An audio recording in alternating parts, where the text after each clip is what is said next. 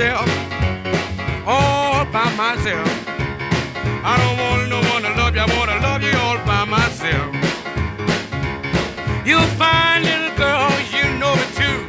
Don't you know I'm in love with you all by myself, all by myself.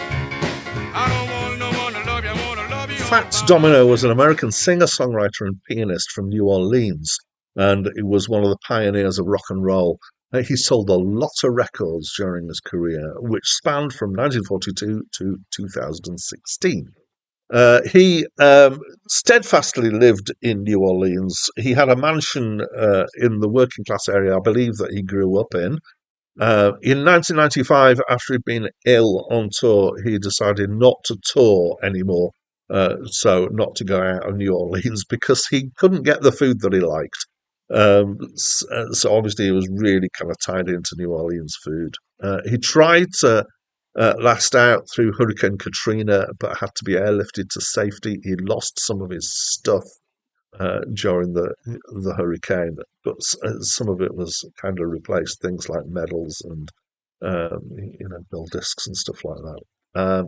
He had 8 children who were called Antoine the Third, Anatole, Andre, Antonio, Antoinette, Andrea, Anola, and Adonica. I think he had a theme.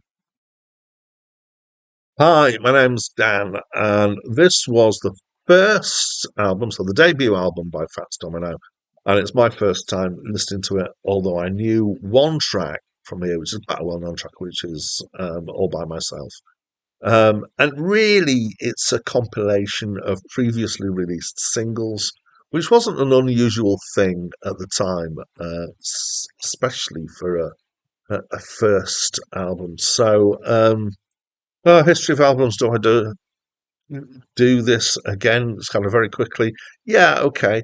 So we're 1956 here for the album, which is about when LP albums really became popular. I think it's also the year that an album chart started to appear, certainly somewhere around there. And so there are very few albums on this list that I'm doing that actually were from before this. But albums did exist before this. They just weren't LPs. And they were often a collection of several discs. I mean, in the same way that a double album would be 2 discs. But this would be, back in the when records really were just 10-inch 78 RPM records, an album would be a collection of several of those put together in a kind of book, which is why it was called an album. It's because they'd been kind of bound together as a book. Anyway, so that's that. So this, let's get into this album. It's almost entirely rock and roll, but I'd say a slightly less rocky version than either Chuck Berry or Jerry Lee Lewis. And there's the stuff here that's kind of mid-paced as well as some of the more faster-paced stuff. It's strongly based on his piano. There's a particular sound which is of triplets that he has. So a lot of stuff is tripleted in here. Most of the songs are. Some of the songs are based on 12-bar blues, which is something that's come through into rock and roll and used a lot in rock and roll, but came through from blues tradition. But not all. There are other chord sequences in here as well. And this was a point in time when there seemed to be like 5 or 6 chord sequences that you were allowed to use, and you weren't really allowed to go outside that.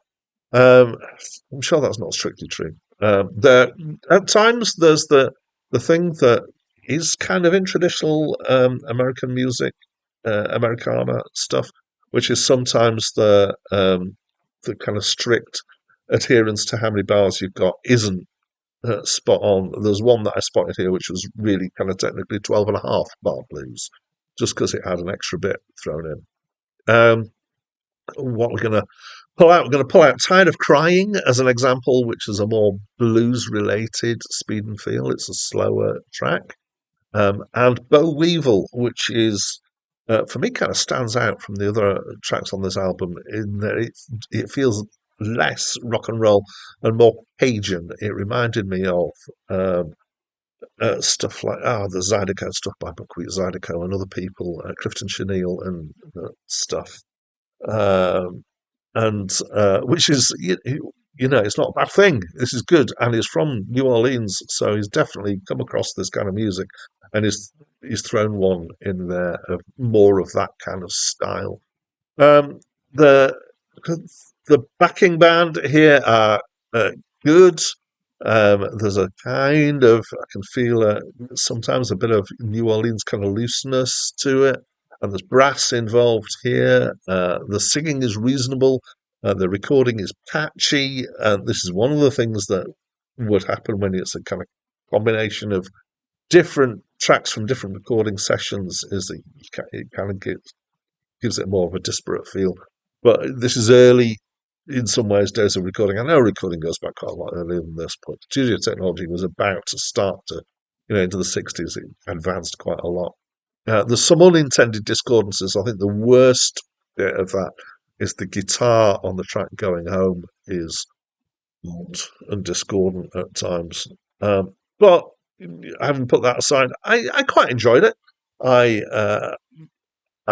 yeah, it's a particular feel. It's a feel that I reasonably enjoy, but it's not kind of one of my core. Oh yes, I absolutely love this. I do like some of the other Fats Domino tracks that I know. So Walking to New Orleans, which is not on this, and of course Blueberry Hill, which is the really well known one.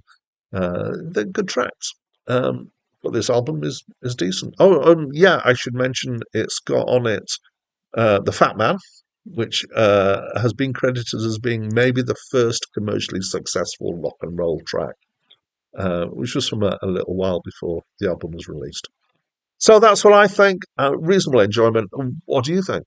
Please let me know by leaving me a comment. And that's it from me for now. On Saturday night where I was born, down on the phone, guitar clinking and we started drinking till the break of dawn. About 12 o'clock, everything get hot. Up steps or John. We started clapping and he started singing this sweet little country song.